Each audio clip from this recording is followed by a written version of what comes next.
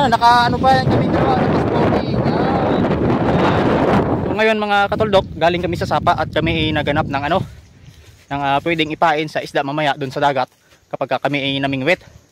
At ito yung aming nakuha. Yan mga katuldok, yung aming nakuha oh. Hindi na ito pwedeng pangpain, pang-ulam na ito. Mga malalaking hipon kasi yung iba dyan oh. Mga isda sa sapa, yung aming nahuli. So susubukan namin mamaya mamingwit dun sa dagat kung kami makahuli ng isda doon. At yung mga malalaking hipon na nahuli namin, ulam namin yan. At yung mga maliliit, yun gagawin namin pangpain sa isda mamaya kapag kami namingwit. Ito na kami sa dagat. Malapit ng dagat dito sa amin. Kala nyo ha, yun o, marami nang nagano doon, namimingwit na. Marami nang namimingwit doon sa ano, doon sa aming dapat pagpipwestuhan. Kaso naunahan kami ba kasi nahuli kaming napunta rito. Oh, ganda ng dagat dito sa amin mga katuldok. Ayan. Sana makarami kami.